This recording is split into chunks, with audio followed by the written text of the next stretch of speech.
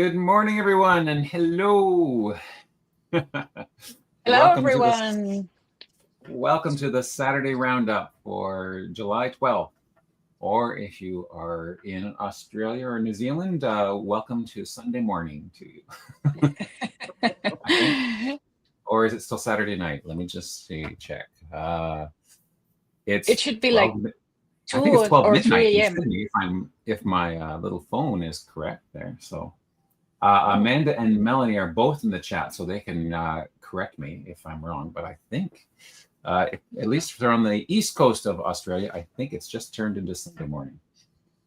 But anyways, how are you, Vicky and Denise? How are you both doing? Doing well. Great. Mm-hmm. Yeah. From the southern hemisphere with 11 degrees Celsius, as we were chatting. I see Melanie says they have 7 degrees Celsius. So, oh wow, yes, it's cold down there. Well, it's pretty cold. Yeah, we could use some of that cool air up here in Ohio. It's supposed to get up to the 90s today. Mm-hmm. Yeah, it's very warm here in my part of Ontario, Canada. And Ontario is a very humid heat. When it's hot and sticky and icky. It's not a dry heat. I long for a dry heat because that just sounds so much nicer. But it's not. Come to Chile. But anyways, hello everyone in the chat. So who do we have? Mahavlin was the first one in today. He's been waiting almost 40 minutes for us to show up and start chatting. Melanie was next, then Dee. Amanda has joined us. Then Anne Fiordalisi is here, scrolling because they chat a lot when there's no one else to talk to. Klaus is here from Switzerland. Hey there, Klaus. How are you? Hi. Murray from Collingwood. I'm pointing in the direction. Yeah, your neighbor. My neighbor, John Tyner, way over. He's at home from Wimbledon. That was nice. Oh. Nice. Got to go to Wimbledon. June Butka, how you doing, June? From a humid New Hampshire. So you understand what it is like to be the hot, humid weather there for sure. Judy Stutz, how you doing, Judy? Chris Veriolo, hey. Tia, Bitch Beauty is here. Vic Thor, good time zone to you as well. And let's see, scrolling. Class is there. Susie Carter, how are you doing, Susie? Nice to see you again. And already Melanie and Amanda already said, hello, cousin. Okay, Holly is here. Holly. Hi, Holly. Okay, did I miss anyone? I don't think so. No. Okay. Well, hello to everyone who's here live and in the chat, and also hello to everyone who's watching this after the fact on demand from YouTube and enjoying that. So, So we have good morning. We don't have any special guests this week, though, right, Vicky? No. We have our member of the week, Celian, who lives in France. He was busy for a couple of days visiting Paris. And he had a concert. It's now like 4 p.m. in Paris. Yeah. And he's going to a Linkin Park concert. Yeah. So he was so sad. He couldn't be with us. Yes, but I'm sure he's enjoying the concert. Yeah. Sure. So I said, have fun. We'll talk about you anyway. So. Okay. Well, do you want to start with talking about our member of the week? Well, since we're mentioning him, right? Yeah. Let me share my screen. Celian, you will have to correct me. Great. If I'm pronouncing it correctly. Okay. So Celian. Celian Vacarle, probably. Vacarle, yeah. That's interesting. It seems to have a Polish. Yeah, I was just gonna say it looks more like of a Polish name than like Zelia. Seems French, but the WAE is not something you usually see in French. No, the very beginning of the last name. Well, since the question of the week is about France, because of the anniversary, right? The National Day. we had this week Celian Bakerle. And Celian became a wiki genealogist 4 years ago. He's a member of the French project, of course, and he got interested in genealogy when he was watching a show. Maybe most of you have heard of the show Outlander. And he says when Claire, the main character, is searching for Jamie in the registers, the Scottish registers. I don't know if you're into that kind of TV series, but then he thought, I need to know more about my ancestors. Remember, I suggested a TV show from Netflix that's called The Breakthrough, and I told you, if you ever feel or ever felt underappreciated, ignored when talking about genealogy, you have to watch that show, and you will remember me. So please know if you watch that. Well, he says, hey, who would have thought? Not the most common way to get into genealogy, but you can. So he started to learn about his family, and he's been focused on building his family tree, trying to find cousins, he says. And he was working on Genenet. I don't know if you if you work on that, but after a while, he says, I started feeling like I was alone on my tree. Do you relate with that? And asked other users if they wanted to work on a common tree on Genenet. And that's how some WikiTreeers from France suggested him to join WikiTree. So here we are. Excellent. And he says he liked the approach of WikiTree.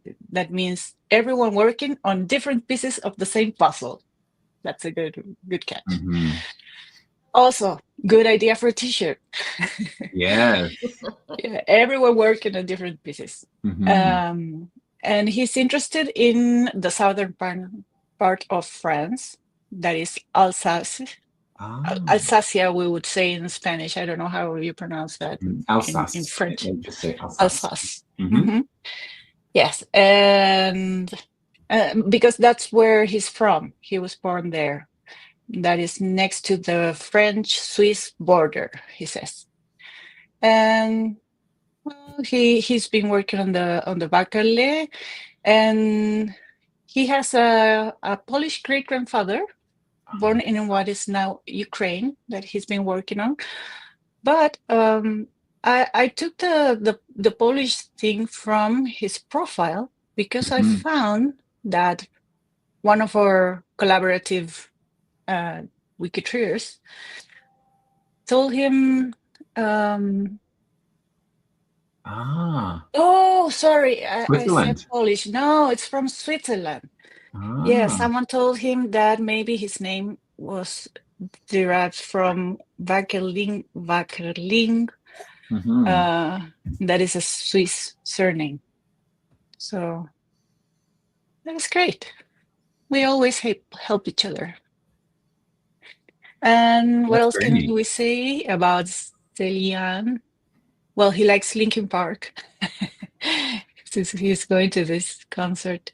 Well, he spends most of his time indexing civil or parish registers. That's a really, really good effort. And it gives so much to the community. And what inspires him to contribute to WikiTree? Well, he says it's important to build a genealogy that's collective and collaborative, working on the same big project as other users, and being able to connect or work really motivates him. Because I know that what one person does, another won't have to. That's awesome. That's all about our WikiTree love.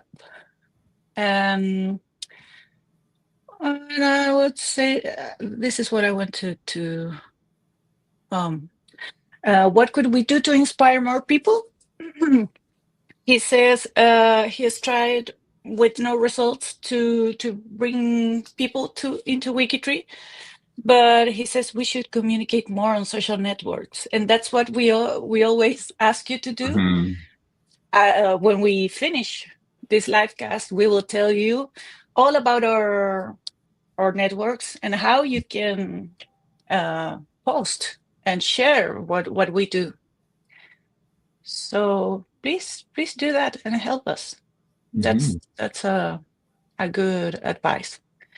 So thank you and congrats, Jelian, for being the member of the week. Thank you for all that you do. I hope you are enjoying in your time in Paris, and I hope that concert was great because he'll be watching us after the fact, right? Yes. Nice. And do you want me to show the profile makeover? Sure, yeah, go on. You've got the talking stick, so you go ahead. Well, we have for this weekend I chose Melissa Jamison's work.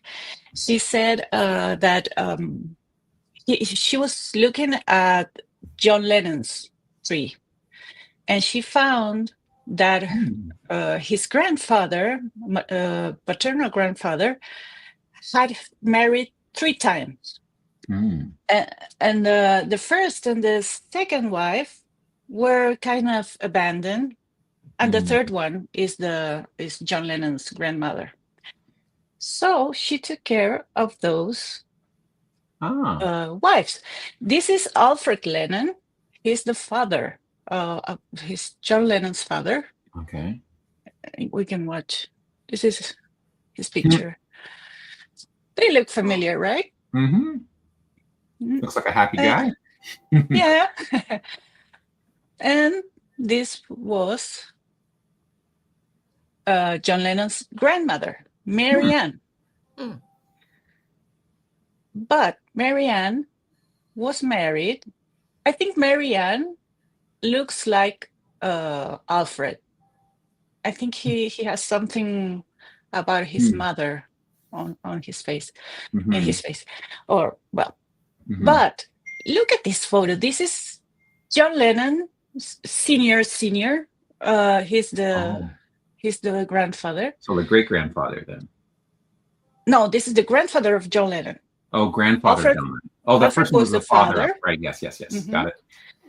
And this is the grandmother. She was the third wife of Jack Lennon. Okay. I don't know if you notice the resemblance. I mean, if you put this guy a wig with long hair and some round glasses. Round glasses, yes, he looks just like John Lennon. Well, and this guy Jack had two wives, and they were Annie, Scaly, and Margaret Ann Cowley. I know you don't see this very well, but if I zoom in everything. But look at this. No biography. Oh, this is so sad. Yeah.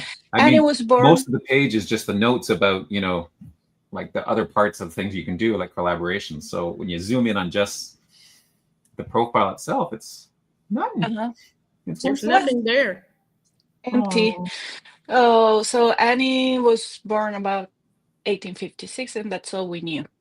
And that's sourced on a family tree. So there were no real sources. No real sources, yeah. No real sources. And for Margaret Ann, she had a short biography and a sticker saying that she was born in Lancashire, in England. But only facts: when she was born and when she passed away. 3 sources. Well, let's see what Melissa did with these profiles. Okay. And now zoom out. So this is the profile now for Anne and Scaly Lennon. There you go.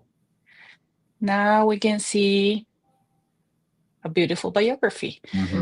Now we know that maybe or they had 3 children. So there are more children, more Lennon family in Liverpool. And she married with John in the they were in the census. Yeah, it says in the census his husband is John, so they were already married in 1881, and probable children are Margaret Jane, William George, and Mary Ann. Now we have sources and a beautiful background. So a beautiful work for any who nobody knew. And this is interesting too. Margaret Ann Cowley Lennon was the second wife. And she was born in Lancashire, born around 1855 in Liverpool. And she was the daughter of John Cowley and I had the name of the...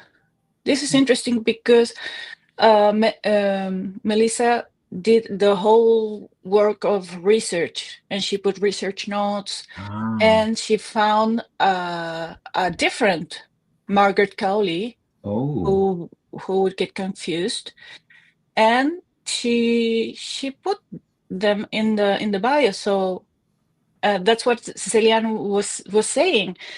When you do something on WikiTree, that means someone else doesn't have to do it again. So this is a great way to save time and to be helpful. When you put your research notes, you avoid someone else to do the same research again. That's right. And it gives you the link so someone coming along, they can just sort of verify that and the sources. And exactly. The sources, Yes. So because maybe there is a new source that pops up that wasn't there originally, but you can compare the two, and exactly. Great. And she not only put these research notes, she also says to create a profile and make sure they are a rejected match. That's something that you can do too. On WikiTree. So create the profile for the other Margaret Cowley, and here are the sources. It's just ready to go. And because of this research, she realized that Margaret was the mother of Mary Elizabeth and Michael, but Michael Lennon is probably the son of the other Margaret Cowley. So because she realized that the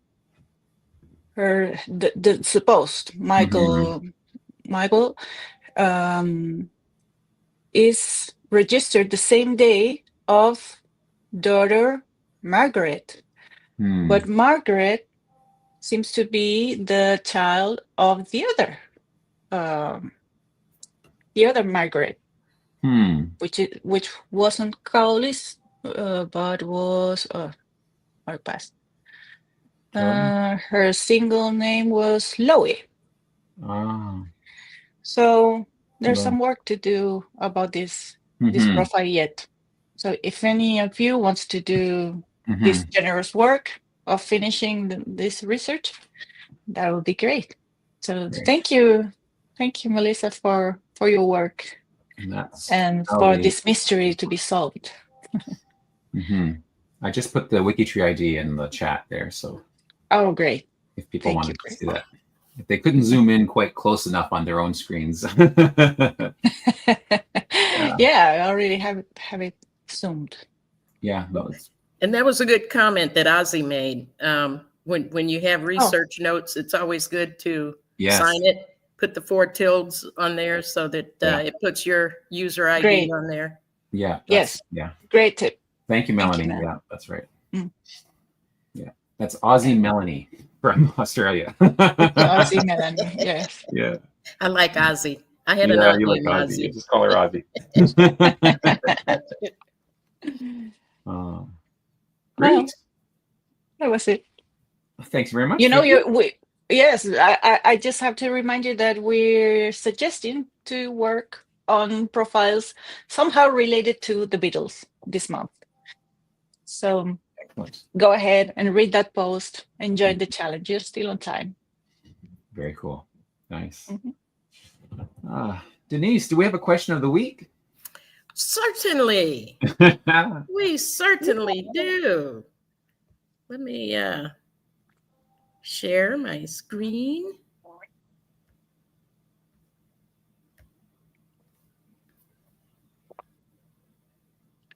What was the question of the week?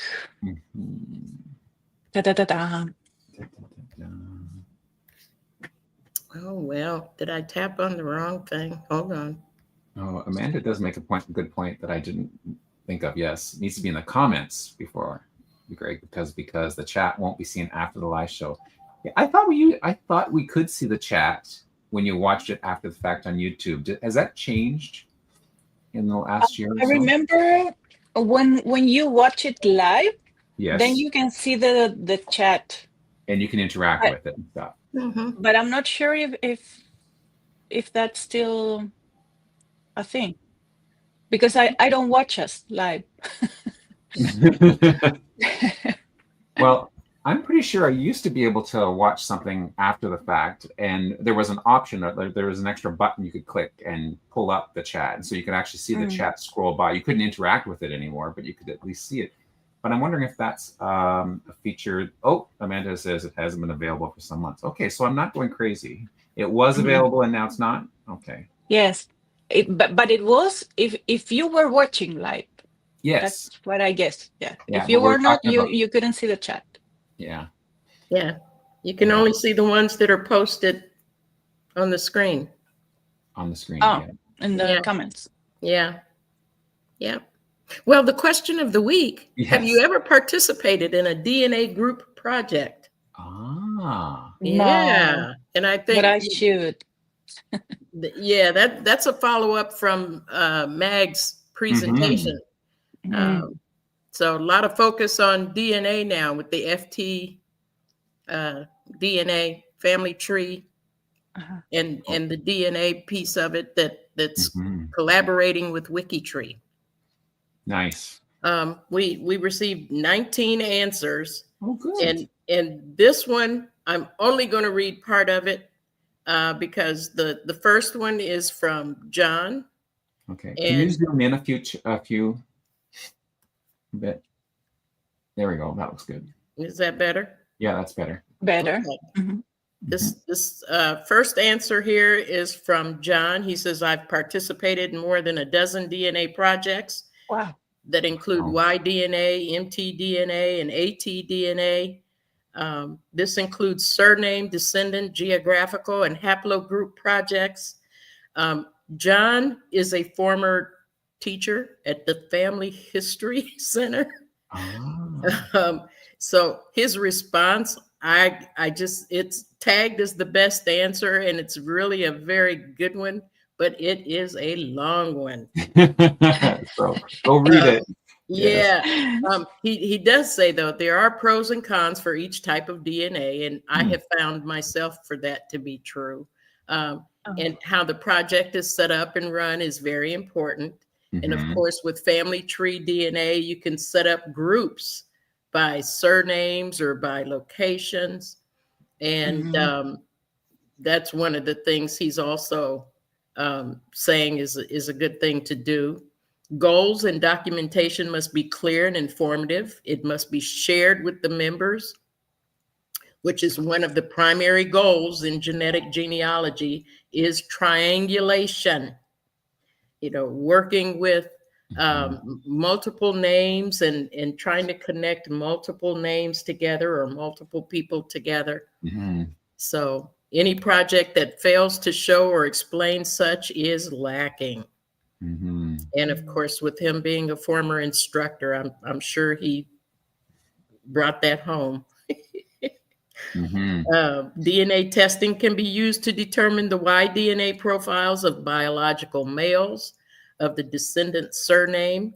And that's one of the things I'm trying to get my family members to do, more males to do the testing, but they still have that fear. Too many people watch TV and they're afraid to do that DNA testing, thinking it's going to be somehow come back to them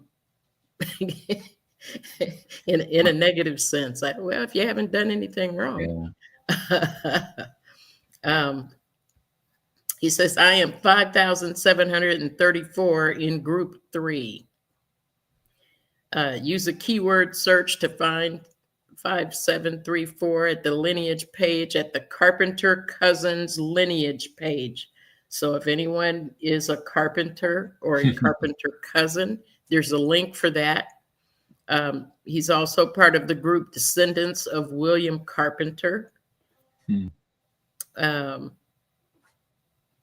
And he said, see also family tree DNA version at the Carpenter Cousins Y-DNA project. Family tree DNA, Y-DNA results for the group. So yeah, again, he's, and again, like I said, there's more. So feel free to go out to G2G and look at his responses and click on some of the links that he's got here. He's got statistics, theoretical probabilities. I'm not that deep into DNA yet. I'm still adding family members. Well, that's good. You have to have the family members there first before you can confirm that they're connected by DNA. So that's exactly. Exactly. So, but for those of you that are ready to dive in with the DNA analysis, there you go. Plenty of links. And again, you can reach out to John Carpenter. He's a former instructor at the Family History Center. Excellent. Yeah. He also put a link to his old class handout for DNA testing. So there's a link there for that as well. Yeah. Yeah. Cool. He had a lot to say about the subject. Now, Butch Smith says he's in about 6 or 8 at the present, but he didn't give any more details. So he's just involved in several groups as well. The Clark immigrant ancestor from New England in the 1600s is what Robert Clark says he's involved in. And he's got a space page for the New England Head of Line Study. And I took a look at this and just, to see, okay, how did he set up his space page? And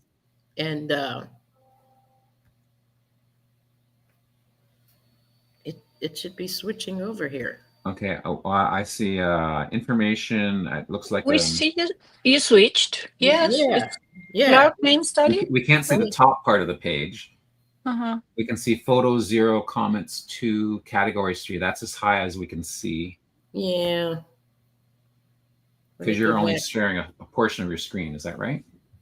Well, maybe if you zoom out a bit, we can see the whole page. Yeah, let me get back to the page and not to what you guys are saying. Okay. There we go. Okay, now we can see Clark, New England Head of Line Study. There we go. And so I thought this was pretty interesting how he set this up with the information about the study and the goal of the study. Very nice. The tasks, and then he's got head of line profiles, and they're broken down by state. This is Connecticut and many of the Clarks, and then there's Massachusetts, Rhode Island. So, and of course, variations in spelling. Clark with an E, Clark without an E. We know. Yeah, that's always the first thing. Well, it's not always the first thing people ask, but it's always the first thing I volunteer when I spell my names. Yeah. So, but yeah, that's pretty interesting. I thought how he set that up and how he's documenting his study. Yeah. So that's cool. Okay, so I'm gonna go back to. So my Clarks came straight from Ireland to Ontario, so they didn't go through New England, as far as I know. At least not our direct line. But I wonder if there's any uncles that went through. I might have to investigate that. It would be worth checking out, Greg. It would be, yeah. Yeah. We should do that. Worth checking out. Here's another one from Tommy Book. I've joined 3 DNA group projects on Family Tree DNA. As far as participation, the group's admins have access to my DNA to do whatever they do. All that magic that they do, yes. Yes. Do whatever they do. Yeah. He looked over the WikiTree DNA group projects at this link, and none pertain to him as best as he can tell. But yeah, I won't click on the link again. But for those of you that want to go through and take a look at that link, a lot of folks. I will. I will. Yeah. That's a good one. Yeah. Here's another one from Dennis Orr. I'm in the Million Veterans Project, as well as another focusing on veterans. So that's nice. That sounds pretty cool. I wish he had shared more information about that. I'm assuming that's going to be found on the Family Tree DNA site, the Million Veterans Project. Wow. There's hundreds and hundreds of projects out there on Family Tree DNA. So and not all of them have a WikiTree free space page connected to it yet. That's right. But I mean, as Megs talked about it when she was here a couple weeks ago, that's a really neat addition to it to sort of complement and coordinate the two information. So, but it does take a bit of work to set it up. So the project coordinators have to put some time into that. Yeah. They want to do that, but it's worthwhile. Of course, Mags put a comment out here. If you haven't tested and have your DNA at Family Tree DNA, join the North of Ireland DNA group project. And this was, I guess, a response to Retta McCullum. Okay. Even if you don't have your autosomal DNA and Family Tree DNA, you can upload it for free. That's right. Okay. And then some more information about McCullum. I was working on one of my hard Irish families today. Aren't they all hard? and ran across your surname quite a few times in the North of Ireland Family History DNA Group Project and associated DNA Group Project pages here on WikiTree. Kismet. Yeah. I messed up your forename and came back to edit this edit. So good old Mags. Yes. Nice. Good old Mags. Yeah. So John Tyner's a member of that project that she just talked about. Yeah. Nice. So please, just if you know about this, explain something to me. So if I join some of these DNA groups on Family Tree DNA or on WikiTree, I may join. I have a DNA, of course, a DNA test on Family Tree DNA. I could find ancestors of a certain line, for instance, Ireland, that could share some matches with me, right? Possibly, yes. So, that's a good tip. Yeah. Because maybe I can solve a brick wall. Yes. Maybe you can too. Yeah. Yes. That's great. Yeah, because the group project, when you join a project, a group project study, a group study on Family Tree DNA, one of the options is the permissions that you give to the project administrators. And if you give them the rights, the full rights to access your information, then they can put all of that in the giant spreadsheet that they control that compares all of the things. So it'll compare everyone who's a member of the project, not just the sort of the subset that you see when you go to view your matches. So there'll be more people specifically who are interested in the same topic or who come from the same area or think they have relatives or ancestors who come from the same area. And if you've done one of the specialty, like the Y-DNA or the mitochondrial DNA tests, then you can find matches from way back, like beyond autosomal, beyond the 7th, 8th, 9th generation, which the autosomal can reach. Great. Yeah, it's very Thank helpful. Yeah, and it's always when you're in a group like that and you're collaborating with others, there's a lot of varying levels of knowledge and skill. So it's really great to have somebody else look at your stuff and say, "Oh yeah," especially when you're like me and you're still adding people and you just don't have time to focus on all the details of genetic genealogy. Right. Yeah. Somebody with the expertise. Exactly. Like Mags and Friends.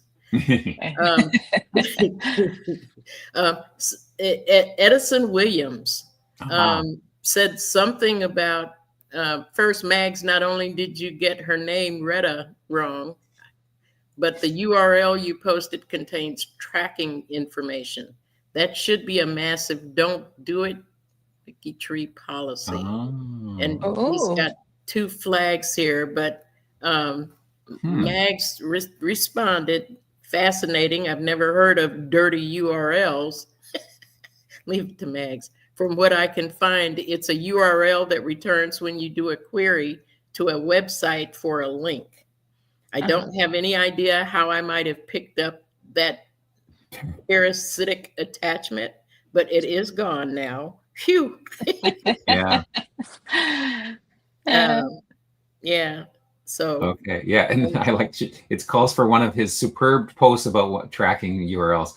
Yeah, if you've been in G2G, if you watch or read any G2G posts with DNA about the DNA subject, you'll be familiar with Edison's posts. They're full of lots of information, but none of them are short. Okay.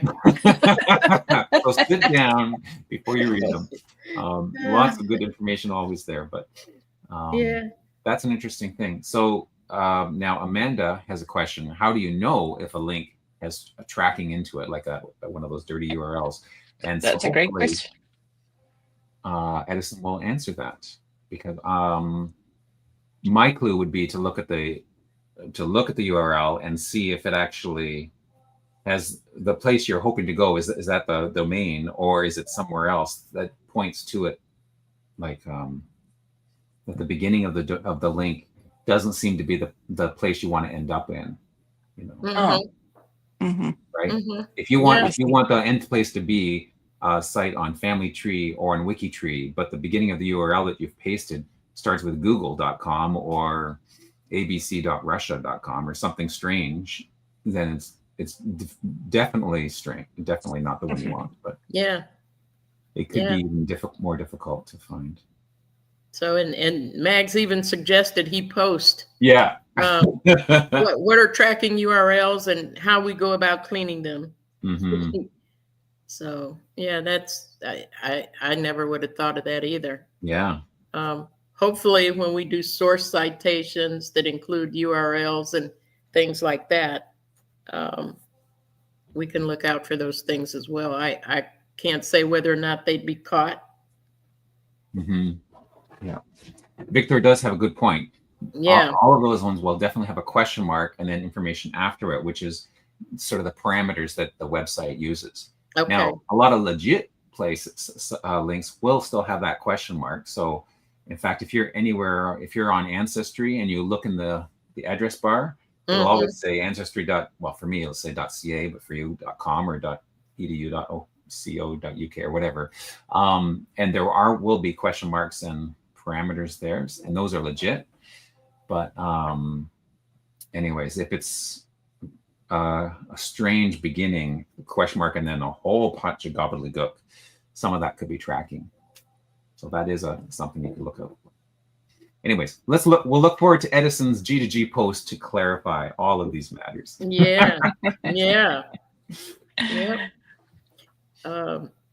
Now, Alan Upperchard, he says, is this different to a name study?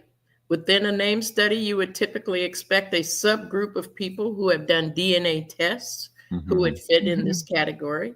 my focus is on Y DNA, so I'm unsure how AU DNA would fit, as I have read the matching AU DNA can disappear in as few as 2 birth events, like third cousin.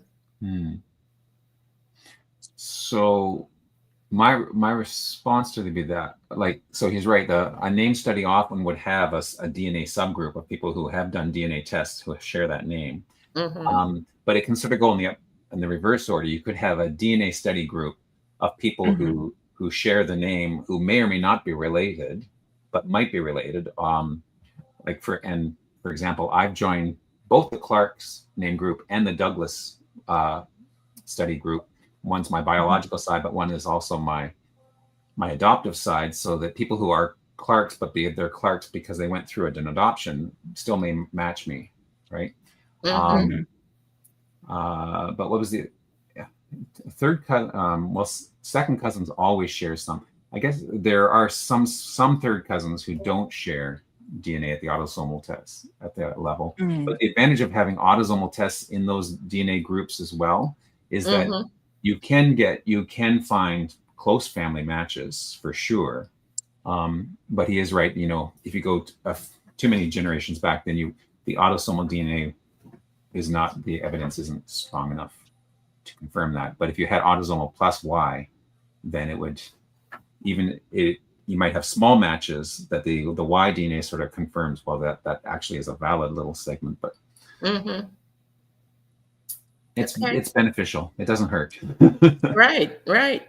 And of course, Mags responded, yes, Alan, this is different from a one-name study. This is something that WikiTree offers to DNA group project admins. The DNA group projects are something that Family Tree DNA does for free for the community. And she's got a link here to familytreedna.com group project. So as an extension of those, here at WikiTree, we offer the ability for DNA group project admins to create space projects to discuss research, lineages, and more. And we saw an example of that with the Clark family. Right. Nice. Yeah. Lots of comments, good information. Yeah, that's right. And super that Megs has been responding to and helping out with that. That's super. Oh, yes. Because we'd have to refer it to her anyway. In a lot of cases. You can answer a lot of it, Greg, but I certainly can't. Well, now that I know that Megs has answered, I can just shut up and just let you read her responses. Well, nope. It's always good to hear your opinion too. That's fine. Yes, I can only make questions about DNA, and I have many. Well, so I see there are surnames or names groups. Yeah. And I mean around names and geographical too. Yes. Yeah. So yeah. So it's convenient to join both, right? Yes. The region you're interested. Yes. And you really, I mean, I went out there to Family Tree DNA just to look at all the different groups. I mean, it's if you like to go through lists, it's a good way to see all the different variations of names and locations and and things of that nature. All the different types of groups that have been set up out there. Yeah. So here's this is from Laura. Yes, 3 on Family Tree DNA, 1 on GEDmatch. And so again, GEDmatch is another option when you're trying to compare your DNA with other folk. Family Tree DNA is one is surname driven, one is location driven, and one is, well, she spelled it wrong, WikiTree related. Must have been typing fast. Yes. Yeah. So, yeah. Now, there was some talk of Big Y. I don't see it here, but It looks like Barbara Wood said, my brother did a Y700 test. Which is the big Y, yeah. Yeah, with family tree DNA. We are descended from the Edmund Wood Jr., who left England for Plymouth, Mass. in 1635. Unfortunately, I can't enter that information here since I'm not a guy. No. And my brother has absolutely no interest in participating in online sites. Yeah, that's unfortunate. Yeah. Yeah, when you don't have family members that are willing to help. Well, what she could do is she could put, was that Laura? No, that's not Laura, that's Barbara. That's Barbara Wood. Yeah, what Barbara could do is put a research note. She could put it on her own profile, but it would make sense to put it on her father's profile, a research note, and at least put the big Y haplogroup or SNP, that information on there. Because the test was done by her brother, it's her brother's profile where that test information should be done, and then once it's done there, it would percolate up the paternal line. Yeah. But at least if she put the research note about the details of the test and the results, then on her father's line, on her father's profile, and I suppose she could add that research note on all her father's on the paternal line going up. I suppose that's a possibility too. I don't. Okay. But at least then it would be there for people to find, but it wouldn't percolate as nice as if her brother had a profile. But yeah, we don't want to force people who aren't comfortable sharing that information. Right. That's important that people share that voluntarily.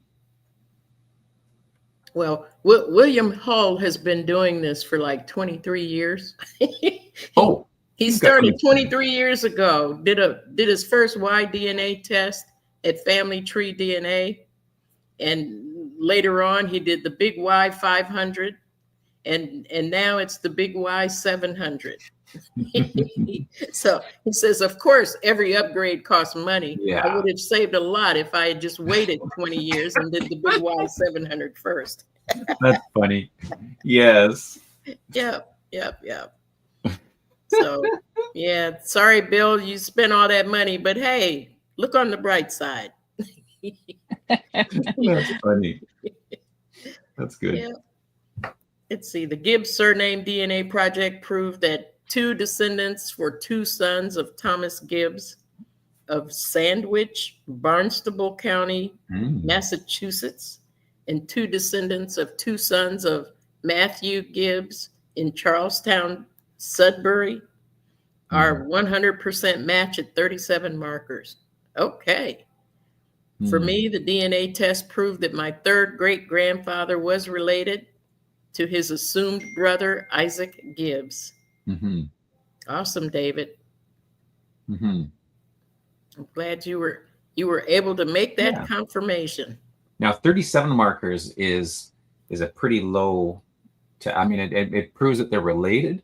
It doesn't prove that they're necessarily brothers, right? But it does.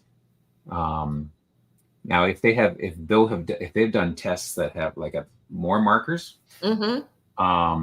then you could get a closer. You might be able to get a closer estimation of the relationship. But the fact that they're related, that they all eventually come from the same Gibbs at some point. Yeah, that's cool. Okay. Let's see.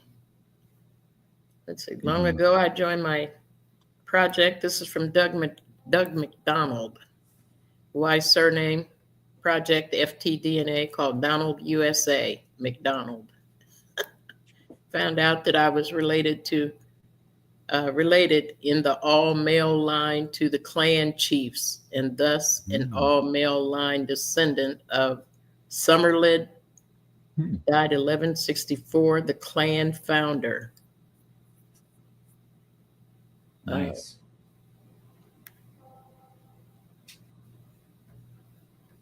The McDonald clan. Nice. Wow. He became the project admin. Wow. Yeah. Go, Doug. It says, unfortunately, the head of this group is genetically a cur. Oh, no. Yeah. We have a putative line for immigrant ancestors, but are still looking for somebody with a paper trail in Ireland to test. It's frustrating. Yeah. Well, James.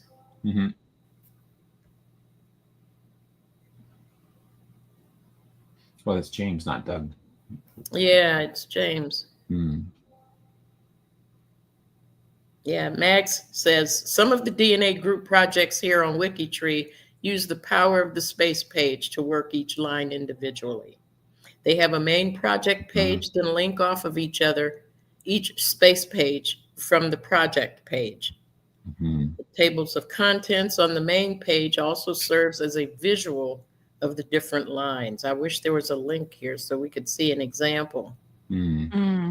But that's all right. Thanks, Max. The power of the space page. Yes. Just so much you can do with one. I love that.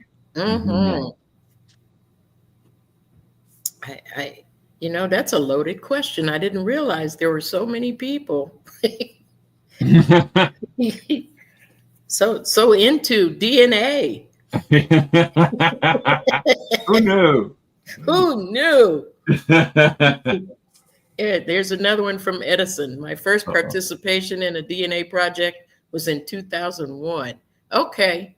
Conducted by a former alma mater associate at Washington State University. He was investigating the R1B clade. Okay. Yes, R1B. So in Y-DNA, there's different breakdowns depending on what your haplogroup is. And the R1B is one of the major ones from the R, which is, many from European descent. It's one of the largest ones there is. Yeah. So, going back many decades. Many thousands of years. Yes. Okay. I'm part of that one, as is I'm betting a bunch of the men who are watching this. I would suggest. It's great. Okay.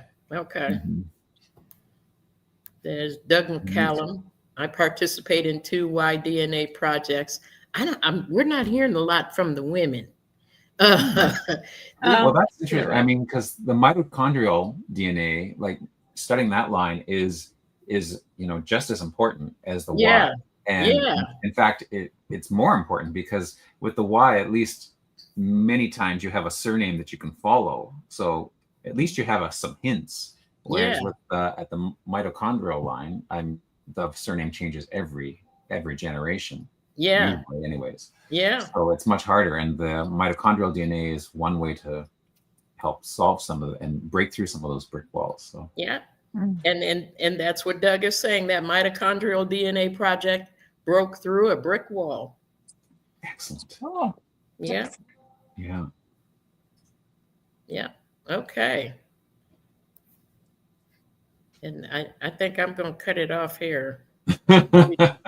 we still have a lot more, but that's a nice sample. Appreciate your responses. There's one just 21 hours ago. Oh, Alice. Yeah. No, I've never participated. Okay, thanks, Alice. Hopefully this discussion will change your mind. Yeah, that's right. Yeah, definitely. That's it for the questions. Do we want to go ahead and celebrate? Sure, let's celebrate. Oh, yes. Do we have any ancestors to celebrate? May I mention something before going into the ancestors? I have someone to celebrate on July. I forgot on the same day, but I wanted to say happy birthday, Betsy, wherever you are. Oh yeah, happy birthday. It was the 8th of July. It was her birthday, and I didn't say happy birthday. So I'll say this is for you. Happy birthday, Betsy. Yay. Yeah, let's see what kind of responses. I've got one answer, so this will be real quick. Okay. Yep, I saw this one last night. And actually, I think we may have covered this last week. I For remember July. that photo. Yes. Yeah. So we've already covered this one. And I didn't see anything on Facebook. But do you want me to go through it again or just? No, that's okay. If we covered it last week, then we don't need to go through it we covered it last week, and there's nothing else there. So that's it. Okay. And it was Tia's birthday too. So happy birthday, Tia. Yeah. On Wednesday. Yeah, nice. Wow. So Victor said almost an hour in and Greg hasn't even had his part yet. I think that means they're worried. Why would they be worried, you suppose? I have no idea. I don't know. What could they be possibly worried about? What's the French Connection look like? The French Connection, yes. Yay! We're not going to talk about the movie. We're going to talk about connection to French ancestors. Okay. Because in 2 days, the 14 Juillet, the 14th of July, is Bastille Day, which is France's national holiday, of course. And so we're going to be celebrating a bunch of French notables, or notables from France who has some connection to France. So let's see, who is everyone closest to? Ooh. I am surprisingly, the closest is still 20 degrees away from me. I was expecting to be a little bit closer, but that's because all of my French connection goes through you have to get to the founding of Quebec. So I have to go back to the 1600s before they actually get back to mainland France for most of my connections. So, so I'm closest to royalty here, it looks like. Well, my closest is Marie Bonaparte. And 16 degrees. 16? Wow. Yes. Closer. Actually, I'm 13 from Napoleon. Napoleon. Oh, nice. Right. That makes sense. Yes, because Napoleon is a few generations earlier than both of them. Wow. What about you, Denise? Who are you closest to? Yeah, I'm looking right now. Who am I closest to? Yeah. And in the chat, add who you're closest to as well. And I'm 18 degrees from Louis XVI. Nice. Nice. I feel so royal, so imperial. Very imperial. Yes, that's right. So we have lots to go through. So the first one that they mentioned is Eleanor of Aquitaine. So Eleanor of Aquitaine. So she is a very interesting lady, and she's my direct grandmother. Well, my 26th great grandmother. So you have to go back quite a few generations. But I think it'd be interesting if everyone went to her profile and if you and see how you were related to her. So I have the WikiTree browser extension. I've re-enabled it since I've re-enabled it in the last month or so to start using some of the features again of it that I really like. Me too. I missed that one. What's that? Did you miss those? You missed them, didn't you? I did, but I mean, even with it off, I do like the new redesign, some the features, of it and how it looks. But there are some things about the browser extension that I did miss, and one of these is the automatic popping up of what your relationship is. Yes, that's what I miss the most. Yeah. So the ID is Aquitaine 84. Do I see 84? Yeah. So I'm actually going to put that link. So I know, so those who are live can click on it right away. And we could put a link to it. But actually the link to it is on the main WikiTree page, right? So you can find it right there. So if you're watching after the fact, if you're at the main WikiTree homepage, you scroll down, you'll see the notice about notables, and Eleanor's link is right there. So I suspect there's a lot of people who are descended from Eleanor. And the interesting thing, so I'm going to, if you want to know how, once you get to her profile, go down to relationship to me. And there it says direct relationship, 26th great grandson, and it goes through all of my lineage back to Marie, who is the daughter of Eleanor. So I'm related to Eleanor through her daughter Marie. But if you scroll down a little bit more, you will see that for me, there are 46 different paths. So there's from Eleanor at the top, 26 generations later, me at the bottom. There are 46 different ways to get from me to her. So that is directly, not through marriage. That's directly. These are direct. Wow. And so the thing, if you want to know how many of her children are you actually descended through, so Marie would also be Marie would be my 25th great grandmother. If Eleanor is my 26th, then her daughter Marie is my 25th great grandmother. If I change the path, see how it says there's 46 different paths. This is a drop down, so you can choose a different one. So if I choose through my own great great grandmother, Marie Josephine Dumont, it recalculates that, and so I'm still descended through Marie through her. But what if I go through another path? Now I'm descended from her son John. Oh.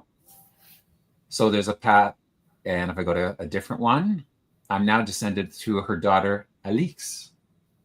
So at least 3. Let's see what if I go to Philomene. Now back to son John.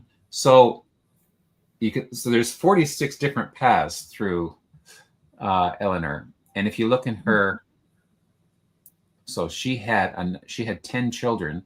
So already, just from the first 5 connections, I know I'm descended from her daughter Marie, her daughter Alix, and her son John,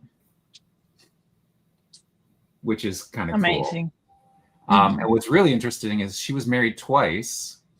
She was married to the King of France, who is the father of Marie and Alix, and she was also married later to Henry Plantagenet, who was King of England, and he's the father of John. So I'm related through the King of France and the King of England. Oh wow! Now we're talking royal. Now we're talking royal, but I mean, it's going to be a long time before I get any benefit from that. But because, first of all, she's so far back in time, like, we're talking 1100, born in 1124. And royal families, as you know, propagate all over the place. So if you have very much French or English ancestry that goes that far back where it's actually documented, then there's a lot of WikiTreeers that have, will be connections to this. So I just suggest you check it out and see what your connection is, and if you are a direct descendant. And then I think it's interesting to see even how many different children of her you're actually connected through. So yeah, it's kind of cool. But anyways, back to her story. So not only is she a progenitor of lots of us, but she's the older daughter of Guillaume d'Aquitaine, which is a region in France. Her birthplace is unknown, but of the various places where it's been reported, all of them are inside Aquitaine. So that's it. When her father passed away, she inherited those holdings, the Duchy of Aquitaine, which made her a duchess in her own rights. Not just a duchess because she married a duke, but she is a duchess because she inherited from her father. And it also made her a claim on the county of Toulouse. So she did marry Louis VII, who was the King of France, had been crowned French king. Apparently there's some disagreement about the date, but anyway, they had 2 daughters, Marie and Alix, who we just discovered were my direct ancestors as well. And because of her Aquitaine acquisitions, so to speak, Louis was able to add that to his reign, or to his province or domain. They went off to participate in the Second Crusade. They came back. There was a little bit of disagreement, and their marriage was actually formally dissolved. The Castle of Beaugency And the excuse they used was consanguinity. So, which is a big, long, fancy word, but it basically means that you're related. You're related, and usually it means you're related too close to officially be married to each other. So, like if you're first cousins, most places used to have rules that first cousins couldn't marry each other. Now we know that happened. Anyone who's done genealogy has probably found a first cousin marriage somewhere, either in their own or someone they know or they have studied. They're, but there used to be rules about how far back you could do that. And so, though lots of people ignored it, you could use it apparently as an excuse to dissolve a marriage or whatever. So that's what she did. So she went from the King of France to the King of England, and married the future Henry II at a cathedral, one of the either Poitiers or Bordeaux. And of course, again, then that gave Henry II a whole bunch of land in France to add to his domain. And so that's why the kings of England used the title of King of England and France for generations to come because of that inheritance.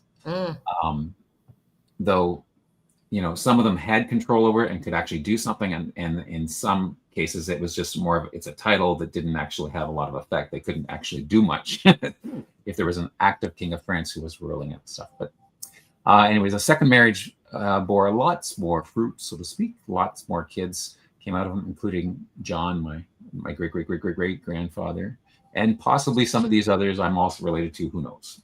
But she, throughout his reign, her second husband, Henry II, she played an active role, helping to administer the Aquitaine, the place she grew up and that she was direct Duchess of. And then she also helped out. Now, interestingly enough, at one point, she was imprisoned because of she was held prisoner for 10 years because she was trying to help one of her children rebel against the father, and they didn't take kindly to that. But just before he died, Henry suggested that she be released. Then she took part as an advisor to her son Richard, and then John eventually. So she wasn't just someone who just sat on the throne and did needlepoint. She had lots to give in terms of advice and helped out in terms of administrating. So she was obviously a pretty impressive woman at the time. Passed away in 1204, either at Poitiers or at Fontenay Abbey in Anjou, and was buried next to Henry II and Richard I. So very cool. Yeah. And there's a great movie with Richard and Elizabeth Ann says Lines in the Winter, apparently is a movie about her life. Okay. And always knows the titles of movies. Yeah. You know this? It's impressive, eh? Talking about kings of France, of course, one of the most famous ones was the final king of France, Louis Auguste Bourbon de France. Louis XVI, or Louis XVI, was a member of the French aristocracy and became the king of France in 1774 until he was deposed and removed. All the titles were stripped of him in 1791, and then a year and a bit later, he died on the 21st of January, 1793, at the young age of 38. But it was not natural causes, as you may know. The guillotine played a major part in his death, unfortunately. So, he was the last king of France. He was actually not, when he was first born, he was given the title Duc de Berry, and he was the son of Louis, who was the Dauphin de France. Now, Dauphin is a title given to the heir apparent. It's sort of like Prince of Wales is given to the person who's in England who's going to become the king, or the next in line. Dauphin is basically the title. It means the same thing in France. So his father was sort of the heir apparent. So his grandfather was king at the time, and he had an older brother. Louis Auguste had an older brother, but unfortunately his older brother passed away, so that made him then sort of next in line. And then his father had actually died before the grandfather died. So when the grandfather passed away, that made Louis next in line. So then he married Marie Antoinette, of course, very famous. They married in 16th of May, 1770 at the palace in Versailles, and had 4 children there. And when his grandfather passed away, Louis XV, he became King Louis XVI. Now, interestingly, this is interesting in a couple ways. This one and I think the next one I'm going to jump to, profiles of people who started out doing one thing and then sort of did almost 180 or things changed, direction changed. So when he first became king, his first part of his reign, he made an effort to abolish serfdom, like to get rid of the serfs, that sort of indebtitude. He wanted to remove the land tax and the labor tax, and to also increase tolerance towards non-Catholics, because France was, of course, a very Catholic country. Catholicism was the primary religion by far. Of course, anyone who ruled or had power was Catholic. But there was a Protestant population, the Huguenots. Many of them were from France, and they were,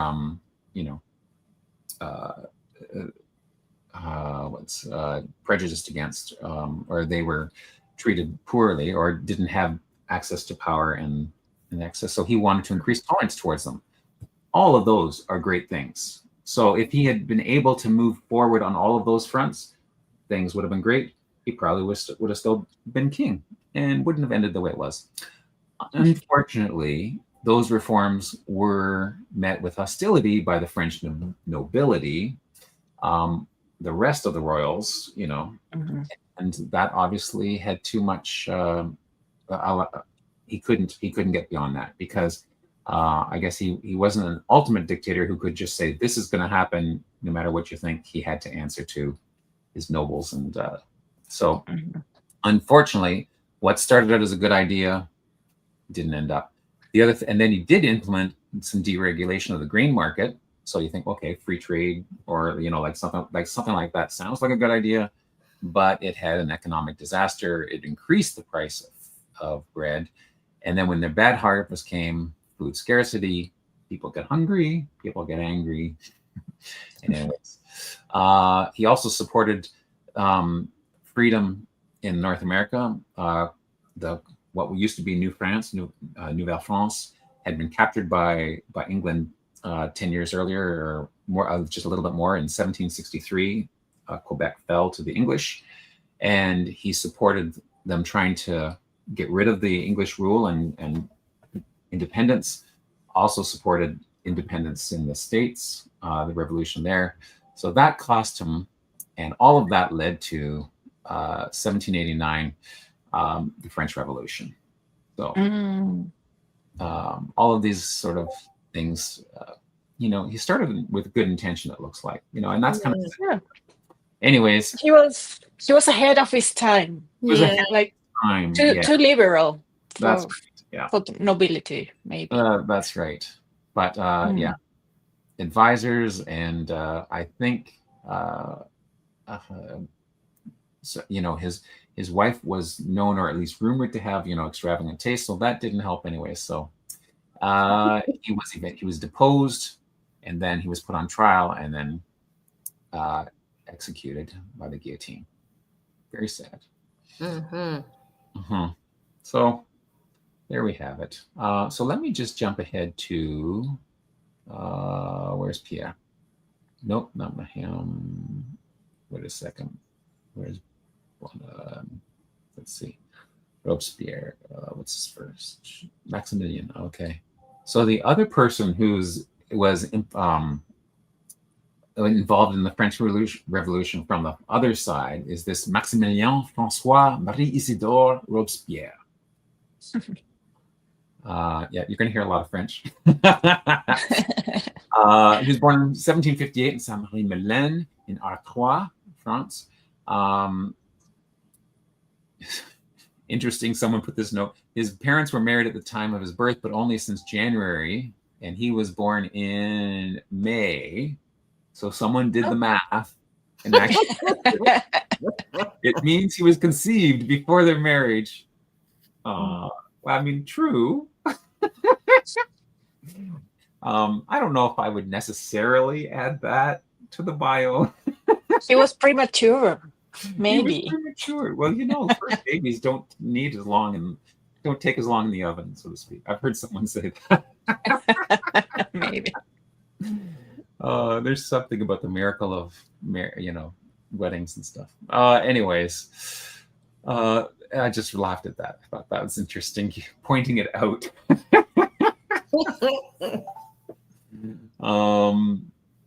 And unfortunately, his mother did pass away when he was quite young, giving birth to a stillborn son.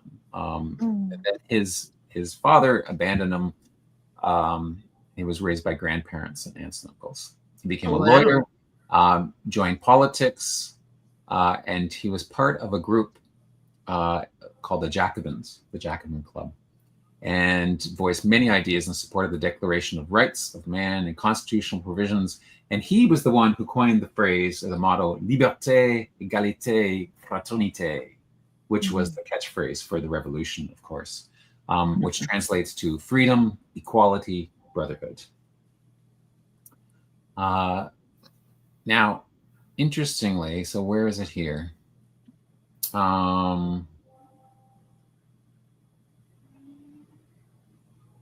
Yeah, so when he first became a lawyer, this is the turnaround that I wanted to highlight.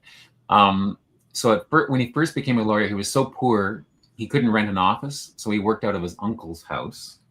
And his patron, who was the Monseigneur de Conseiller, appointed him as a judge for the Diocese of Arras. So that's an area in France, and he was the judge, and so he had to give out judgments and sentencing.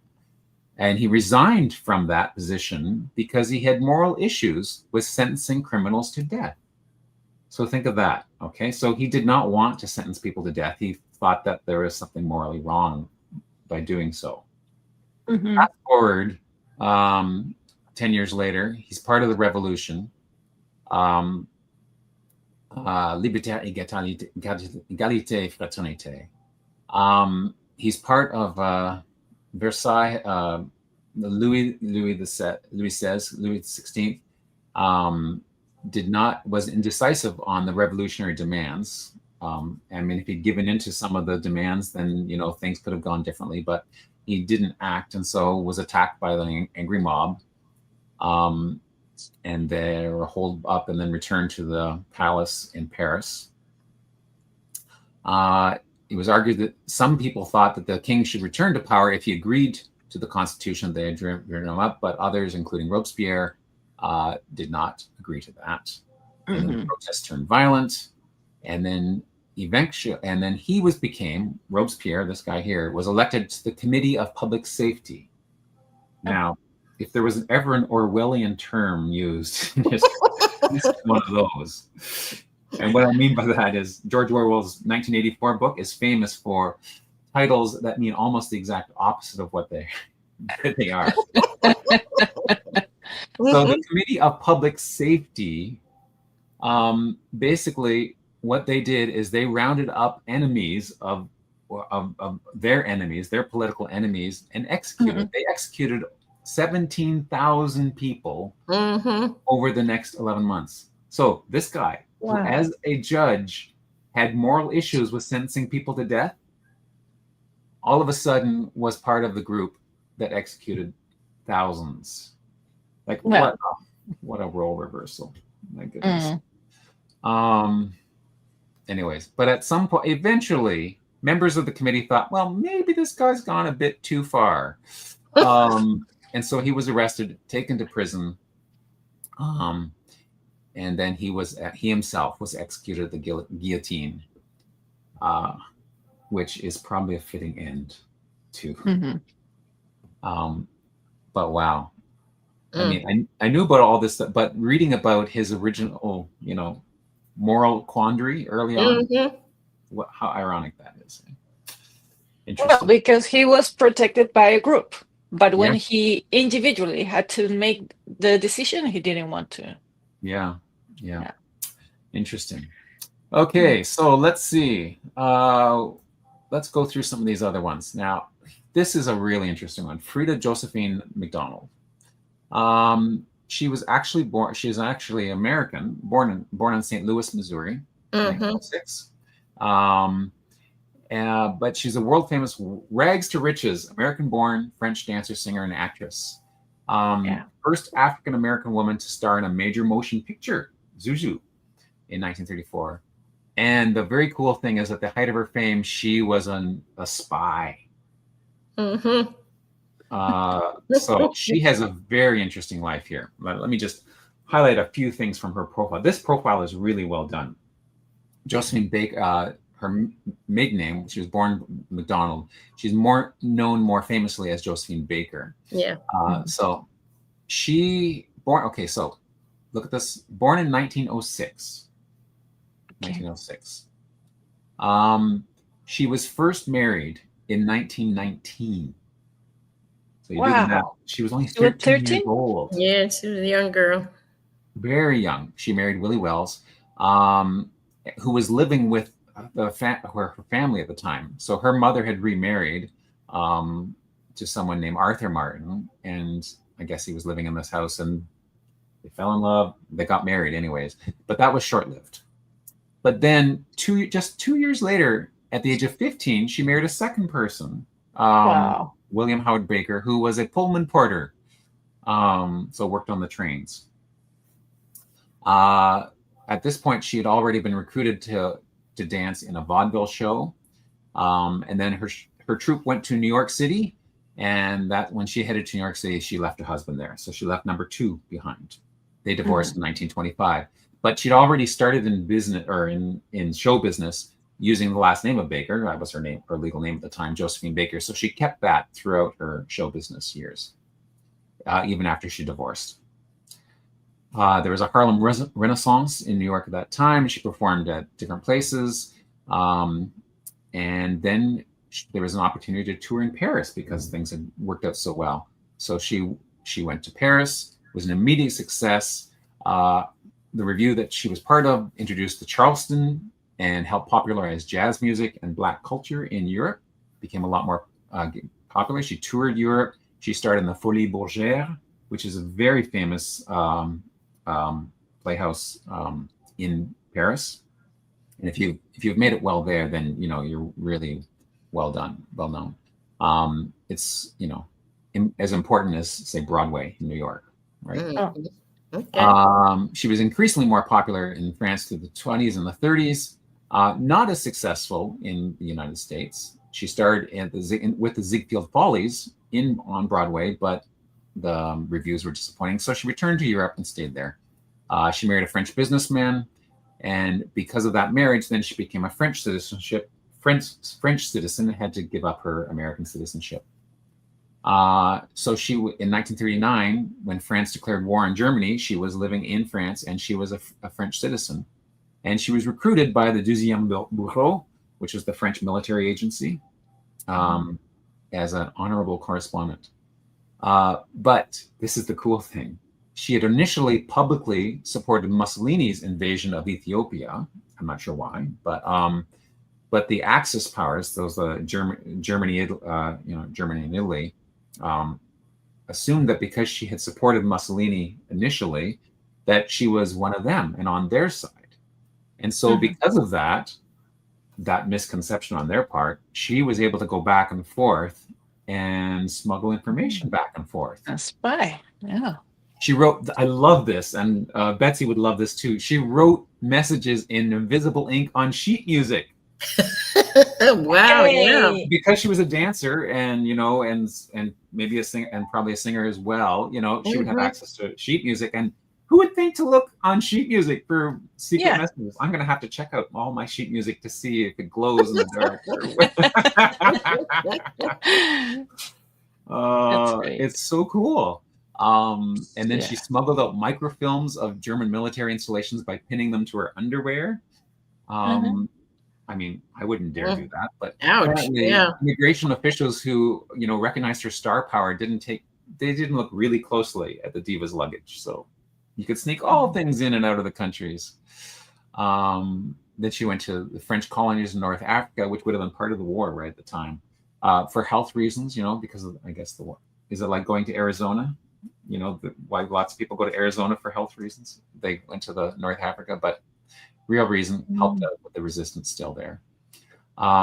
Anyways, when the war was done, she received the Croix de Guerre and la Rosette de la Résistance, and made a Chevalier of the Légion d'Honneur. So got all these awards from Charles de Gaulle for her work there. So they never caught her. They never caught her. Luckily, yes. So it ended. She didn't have any. Sorry. What were you going to say? Oh, that she didn't have any kids. She was married 4 times, and she had a miscarriage. Yeah, she had a miscarriage during her 3rd marriage. Oh. So she had at least 1 miscarriage that we knew about. That was one of the reasons why she went to the North Africa, because recovering from that. She did support the U.S. civil rights, but it was one of the comments was that she refused to perform for segregated audiences, and in Europe, there was more racial equality in Europe than there was back home in the States, which is sad to say. She spoke at the march in Washington on the side of Reverend Martin Luther King. Then eventually married a French composer, adopted 12 children. Now we could have those 12 children added to the profile if we knew where they were and whatnot. She was a longtime friend of Princess Grace of Monaco. That's pretty cool. And anyways, passed away in April 1975. Yeah. So very impressive woman. Very impressive legacy there. But just so cool. That's whole spy thing. I think that's very cool. Yeah. Okay, so we're gonna have to whip through some of these. Okay, Brigitte Bardot, of course, French actress, singer, fashion model, known for animal rights activism. Alexandre César Léopold Bizet, who is a French composer, of course, of operas, most popular for Carmen. There we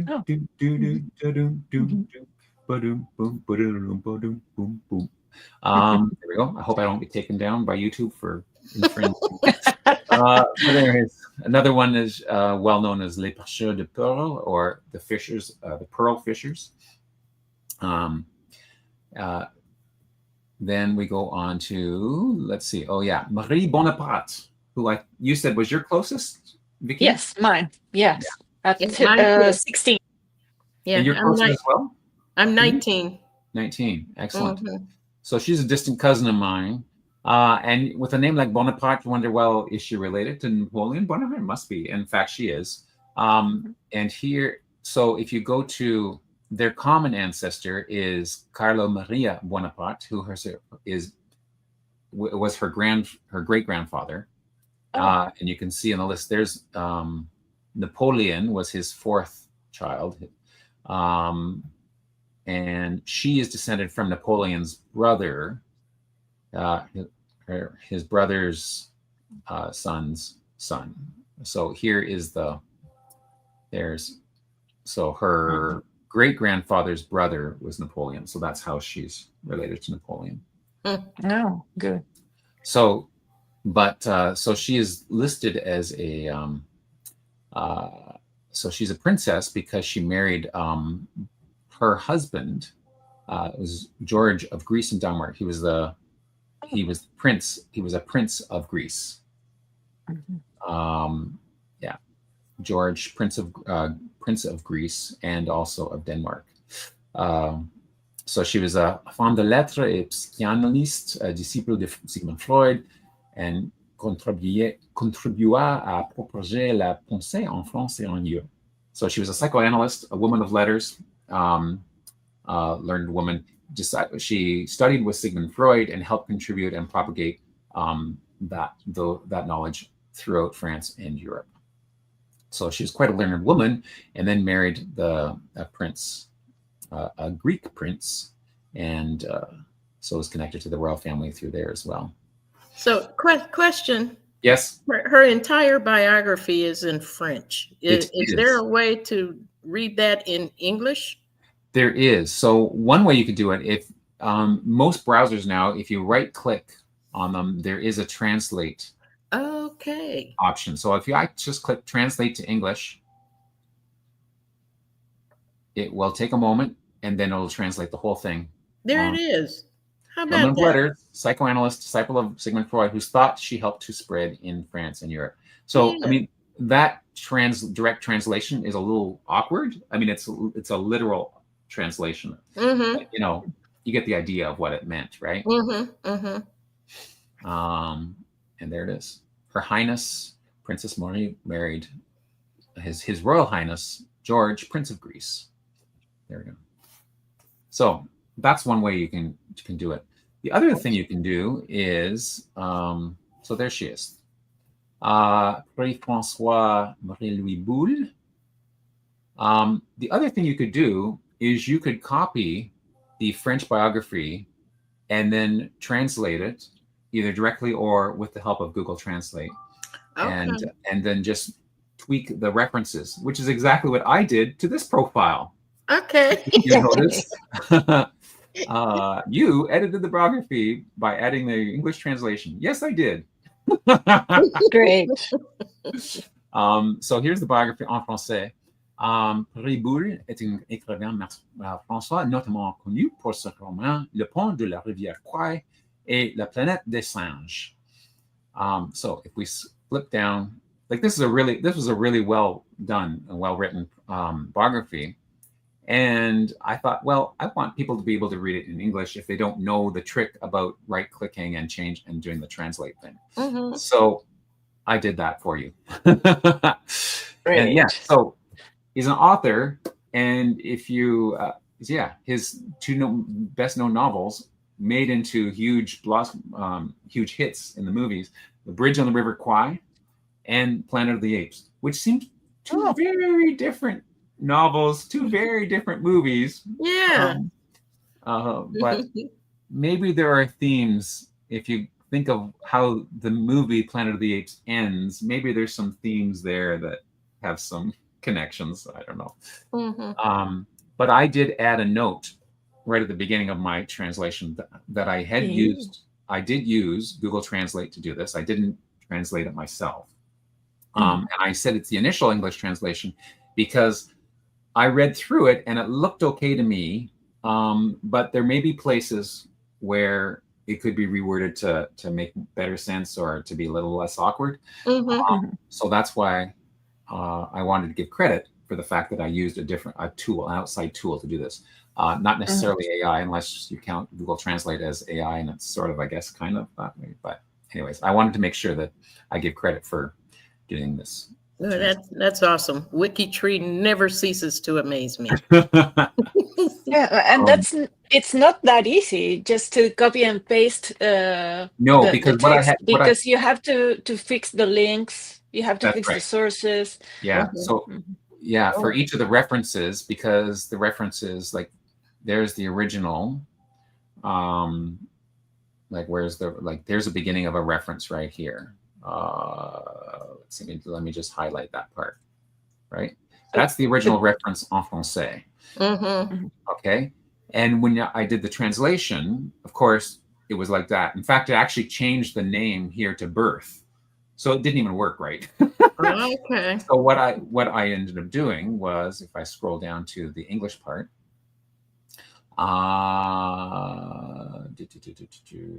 there's the reference there.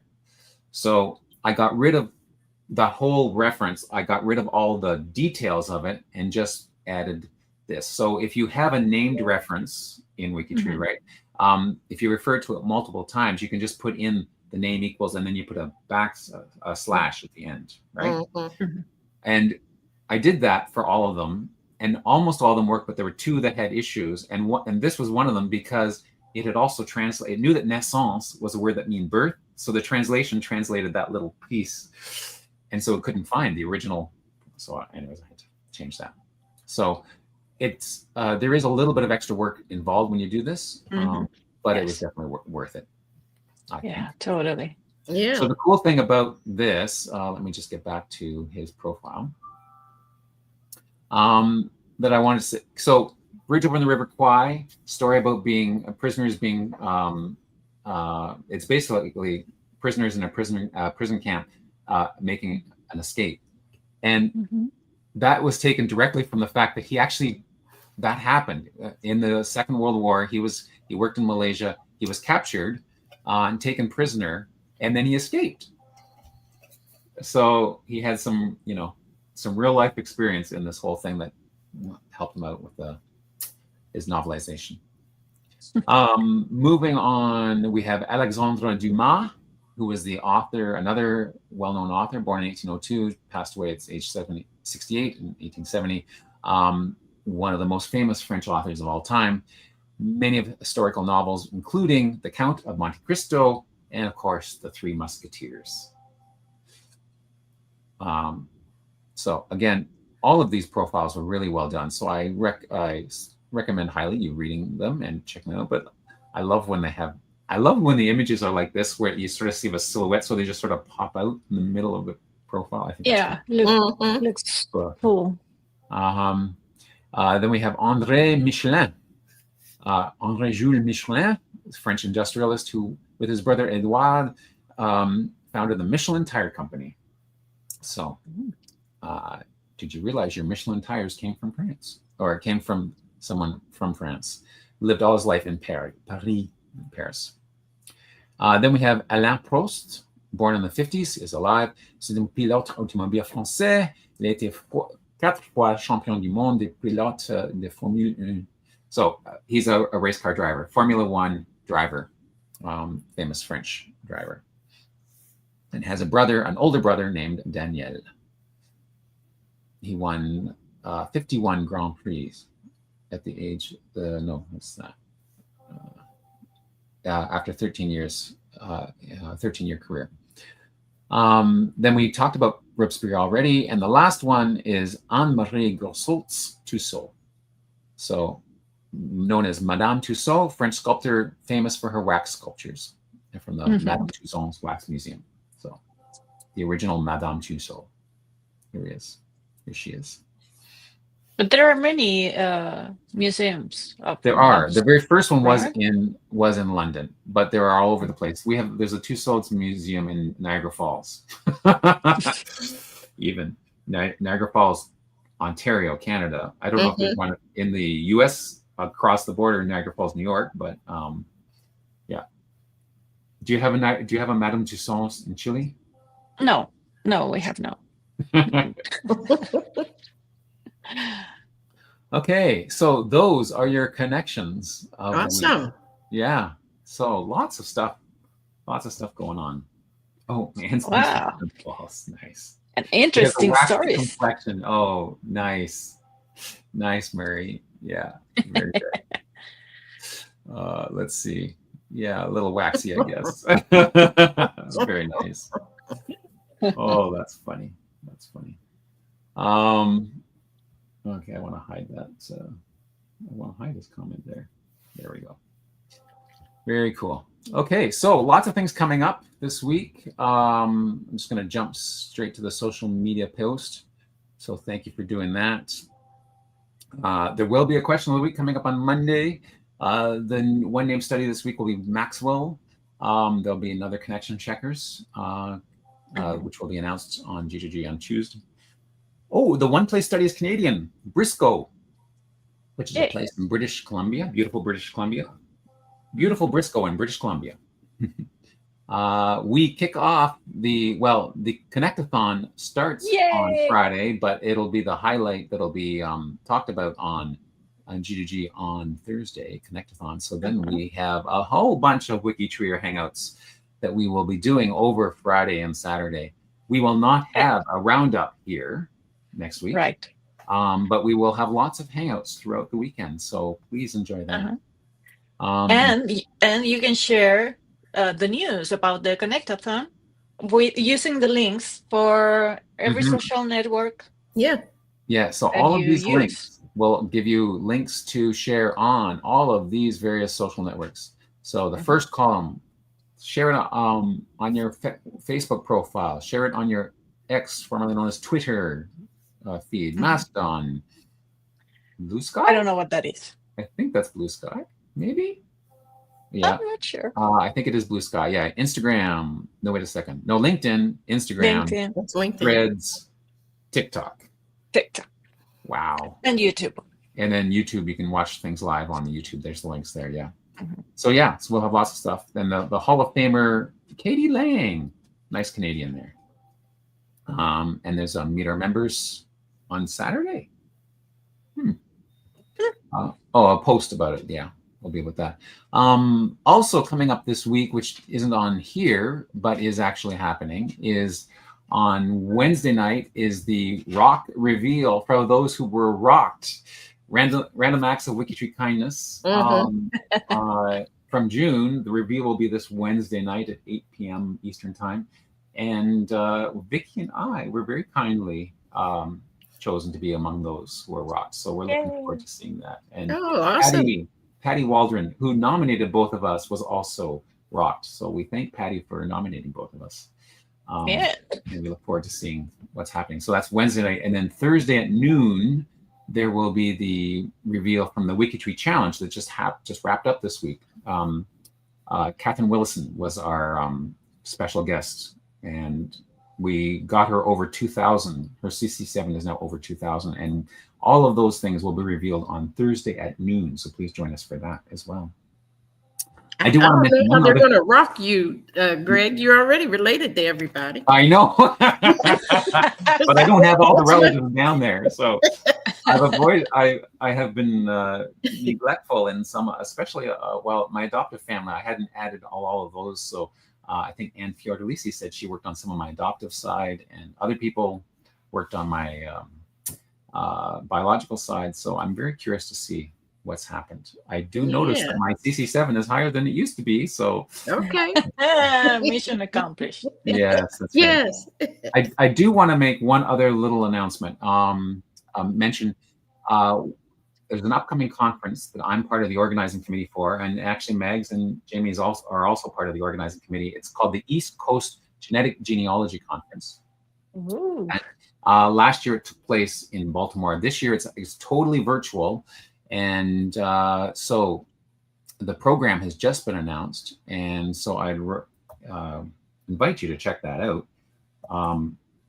because we've got an amazing program, lots of great speakers. It starts off with 2 wonderful workshops, and the cool thing is that we have an early bird price, which we have for just one more week.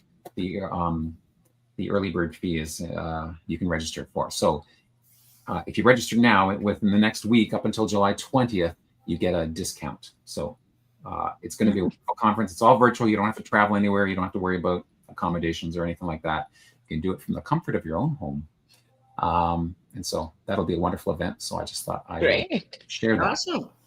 Okay. More DNA stuff. More DNA. Yeah, it's unique because the whole focus is genetic genealogy and DNA and research with that in mind. So if you're interested in that, it runs for 3 days. It's a virtual conference, so it actually starts Friday afternoon and goes Saturday and Sunday. But when you there'll be access to all of the videos from the beginning of the conference to the end of the year, to December 31st. So you've got 4 months basically to watch everything. There's 3 tracks that happen live, so you pick one and you can jump back and forth from one to the other and see all these speakers live and interact with them.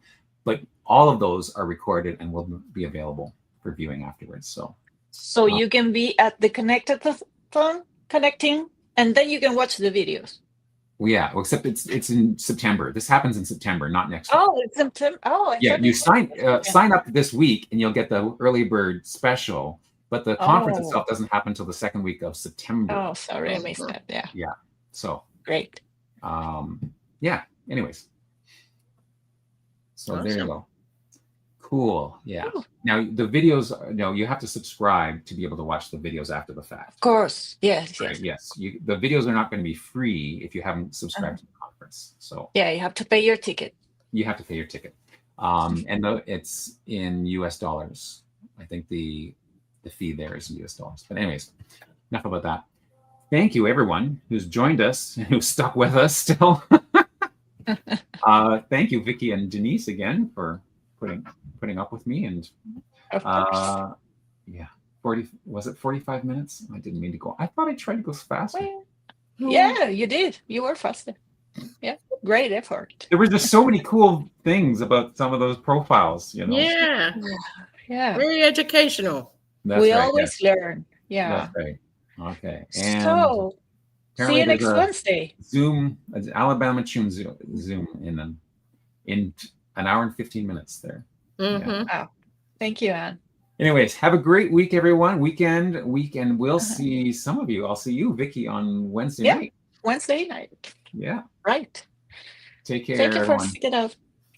See you. Bye. Bye. Have a good weekend. You too.